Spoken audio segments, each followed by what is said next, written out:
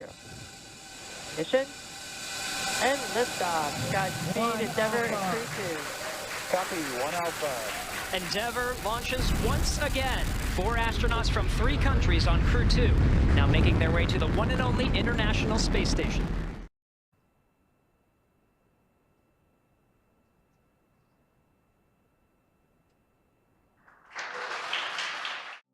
Ce vendredi 23 avril à 11h49, SpaceX lançait une nouvelle fois sa capsule Dragon Crew.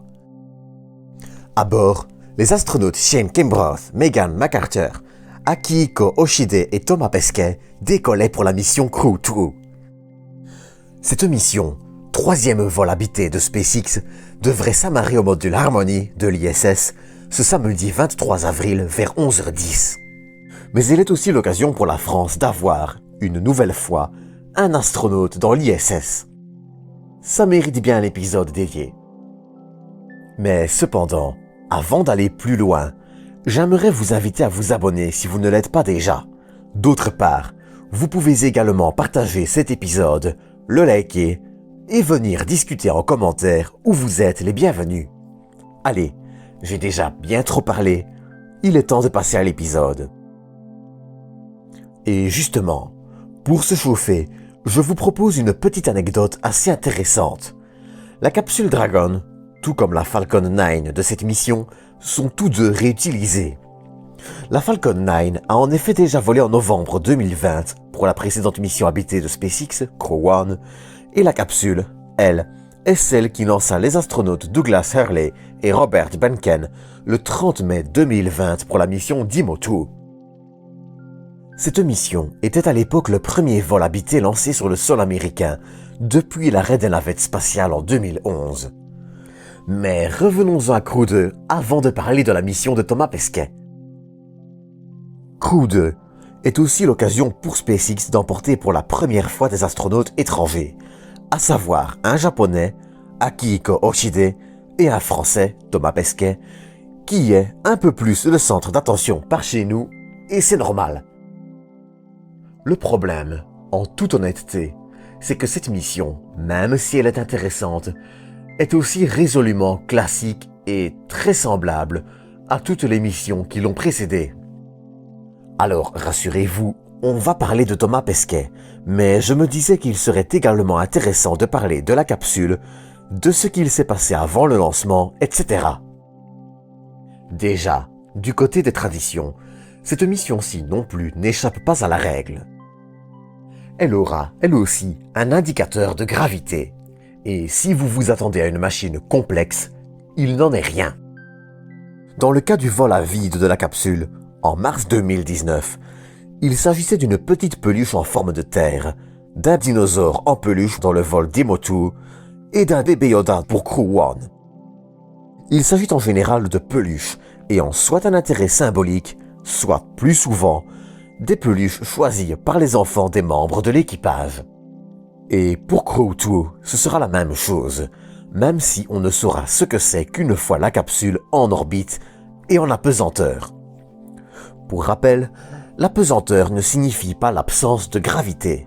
La gravité de la Terre est encore bien présente en orbite et, en réalité, si vous étiez sur une tour qui va du sol à 400 km d'altitude, vous ne seriez pas vraiment plus léger que sur Terre.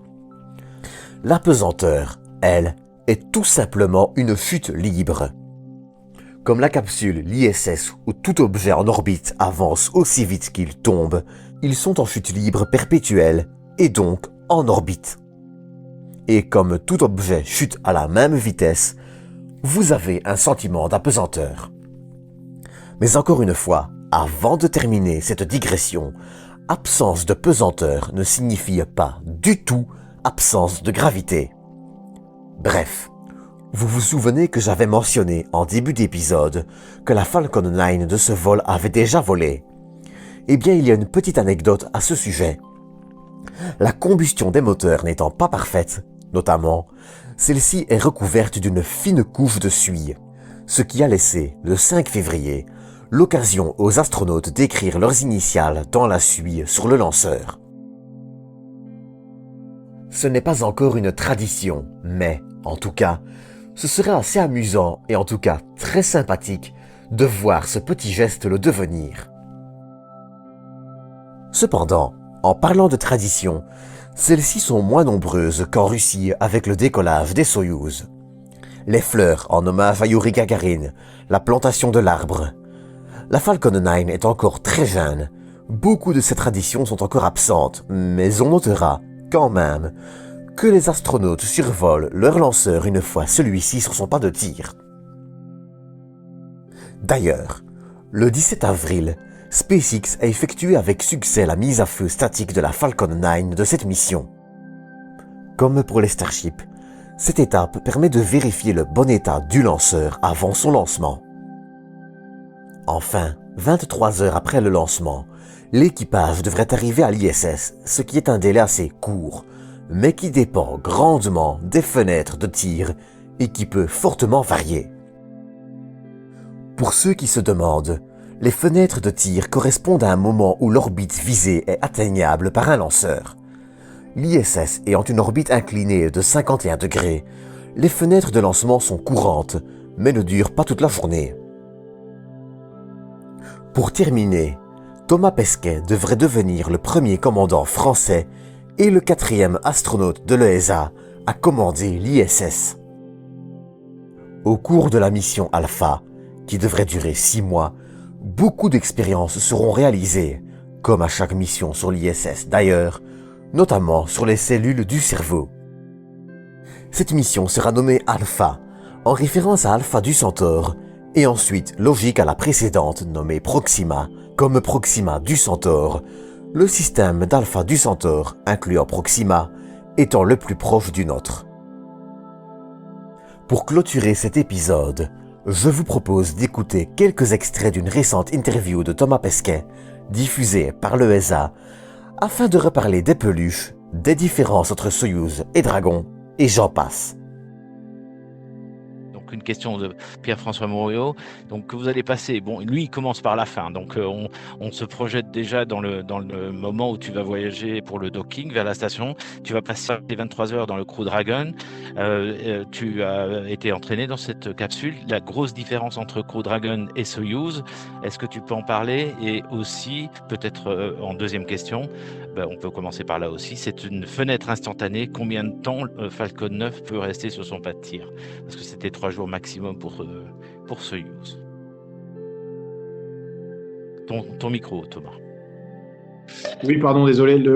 On peut rester sur le pas de tir. Alors, pas indéfiniment, mais tant qu'on n'est pas fuelé, on peut rester assez longtemps. On a effectivement une fenêtre instantanée, mais on a quelques options de tir. En fait, on a à peu près 3 jours on, 2 jours off, en fonction des fenêtres orbitales. Donc, si on peut décaler encore une fois ou deux, ensuite on sera remis à la semaine suivante. Donc, on espère que ça va pas arriver, parce qu'on a envie de partir à l'heure. Tout le monde a envie de partir à l'heure. Ça simplifiera la vie de tout le monde, disons ça comme ça. Ensuite, la grosse différence, le Dragon, c'est un seul volume en fait. Le Soyouz, c'est vraiment 2 volumes différents. Les gens n'ont parfois pas conscience que les photos, c'est toujours les astronautes dans le poste de pilotage, on va dire. Mais sur le dessus, on a un volume d'habitation, volume de vie, enfin on appelle ça comme on veut, qui nous permet de passer un peu de temps, de dormir, de manger. Il y a les toilettes qui sont là-haut, donc on peut se séparer comme ça dans la cabine. Dans le Crew Dragon, ce sera pas possible. Bon, ça change pas grand-chose, la cabine est plus spacieuse. Après, évidemment, en termes de système, sans rentrer dans les détails, c'est plus moderne, c'est plus automatisé. Il y a les displays, les représentations d'informations pour l'équipage sont vraiment super confortables. On a une conscience de la situation. On n'est pas obligé d'interpréter plein de petits indicateurs analogiques. On a vraiment c'est un peu comme naviguer avec son navigateur GPS par rapport à naviguer avant à l'estime, on va dire, pour les gens qui connaissent. Mais voilà, les lois de la physique sont les mêmes pour tout le monde par contre, donc il faut contrôler tout ça de manière sûre, et on est sûr que c'est la manière dont ça va se passer. Merci Thomas. Antoine Meunier pour la question suivante. Vas-y Antoine, si tu peux t'exprimer. Oui, bonjour Philippe, bonjour Thomas. Une question concernant les expériences.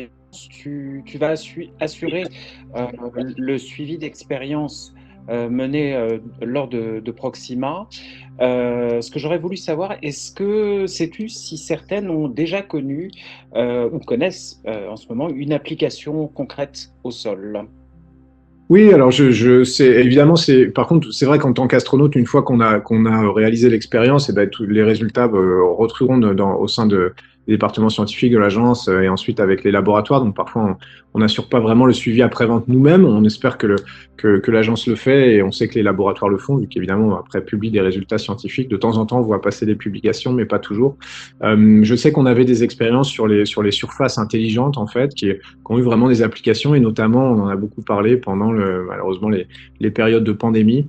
Je sais qu'il y a eu beaucoup de publications sur une expérience sur le cerveau aussi qui s'appelle BrainDTI, qui étudie un petit peu comment le cerveau se rebranche dans l'environnement. Pardon, pas dans l'environnement, mais comment le cerveau se rebranche dans un nouvel environnement pour les astronautes, notamment à bord de la station spatiale. Il y a une expérience qui s'appelle PK4, PK4, qui fait des plasmas froids, en fait. Ça, je sais qu'il y a une application qui est très concrète pour la lutte contre les bactéries qui sont résistantes aux antibiotiques, comme les staphylocoques dorés, les streptocoques. Et je sais qu'il y a une expérience de cristaux en fait qui a des applications sur la myopathie de Duchenne. En fait, les protéines ont des structures cristallines, donc on peut évidemment réaliser et créer de manière beaucoup plus fine et beaucoup plus précise sans que ça s'écrase sous son propre poids à bord de la station. Et ben notamment dans cette application-là en médecine, c'est assez clair. Voilà, donc ça c'est des exemples comme ça, mais évidemment pour avoir une liste exhaustive et des résultats plutôt détaillés, il faut demander aux agences et à l'ESA et pas directement à moi. Oui, bonjour. Bonjour Thomas. Vous aviez indiqué donc avant de décoller comme à Baïkonour, vous allez suivre certains petits rituels les jours qui arrivent et avant d'embarquer. Je voulais savoir notamment, vous avez dit qu'il y avait des indicateurs de gravité, notamment des peluches qui ont été choisis par chacun. Quelle est la vôtre? Comment vous vous sentez bien sûr avant de partir? Et puis une autre petite chose, on va recevoir Thierry Marx sur RMC qui vous a une nouvelle fois concocté des plats pour votre voyage dans l'espace. Et voilà, est-ce que vous êtes pressé de vous régaler de nouveau avec ces plats de chef étoilés dans les étoiles? Oui, alors 3 questions en une. L'indicateur de gravité, enfin de zéro gravité, on va dire, c'est 1 pour l'équipage, c'est pas un chacun. Donc c'est plutôt là, c'est plutôt acquis qu'un enfant, qu'un petit garçon qui a l'âge d'en avoir un, en fait, on va dire, un indicateur d'antigravité, une petite peluche, qu'il a choisi. Donc par contre, j'ai pas le droit de le dire, évidemment, ça fait partie des traditions, c'est que ce soit un peu la surprise quand on arrive en orbite et que tout se met à flotter dans la capsule. Évidemment, nous, on est encore attachés, mais la première chose qu'on devrait voir flotter à la caméra, ce sera ça. Alors évidemment, je vous engage à regarder. Mais voilà, pour ce qui est de la nourriture, effectivement, on a eu. Alors à chaque mission, on fait un peu plus. Normalement, à chaque mission européenne, on a de la nourriture nationale du pays de l'astronaute concerné, avec des plats qui sont réalisés en fonction de ses goûts personnels. Moi, j'ai eu la chance en fait qu'il y ait eu un héritage dans les vols habités français. Alain Ducasse a toujours fait la cuisine pour les missions du CNES dans les années 80-90. Et puis les missions de l'ESA. Donc j'ai hérité de ça. Il y a des plats qui sont encore disponibles à bord pour le collègue russe et américain qui viennent de ça. Ma première mission, on avait fait appel à Thierry Marx, il avait fait 3 plats pour moi. Et cette mission-là, il a récidivé, donc tant mieux. On a aussi demandé à la Cervère, qui est le traiteur d'Air France et beaucoup de compagnies aériennes, que j'ai eu la chance d'expérimenter en tant que pilote quand même pendant quelques années, et dont le boulot c'est de faire de la nourriture, on va dire en boîte, qui est faite pour être dégustée dans un environnement un peu extrême, qui est l'avion. Mais tout en étant quand même un peu représentatif du goût à la française et de la culture de la nourriture française. Donc on a décidé de faire appel à eux, on a eu raison parce qu'ils nous ont fait 3 plats absolument succulents. Donc tout ça, ça me fait beaucoup de nourriture française. Mes collègues sont très contents, les Américains, les Japonais, le Japonais, les Russes, ils ont déjà prévu de me subtiliser ma nourriture le plus souvent possible, mais ça va se négocier en fait. Le cours de la nourriture française à bord est élevé. Ah, Sébastien Leflocoq, bonjour. Sébastien, bonjour oui. Thomas, ici la Normandie. Petite question. Je voudrais savoir, en fait, comme je sais que tu vas me partager beaucoup la façon dont tu vis les choses, ce que tu auras en fait dans la tête, dans la dernière minute, les 30 dernières secondes du compte à rebours final, comment ça se passe dans la tête d'un astronaute, et tu as déjà vécu cette expérience, donc tu peux sans doute nous dire ça très précisément. Oui, comment ça se passe? C'est assez bluffant. Je ne sais pas à quel point les gens se réalisent, mais on a fait la répétition générale hier. Donc hier, à l'heure exacte du décollage, on était dans la capsule en haut de la fusée, donc sur le pas de tir. On est monté, le pas de tir fait 70 mètres à peu près. Enfin, la fusée fait 70 mètres de haut, donc on était dans nos scaphandres, dans la fusée. qui a pas été la seule chose qui manquait, c'était le carburant. Évidemment, on n'a pas fait le plein, on va dire, de la fusée avant de partir. Ça va être un peu compliqué, mais à part ça, tout était réel.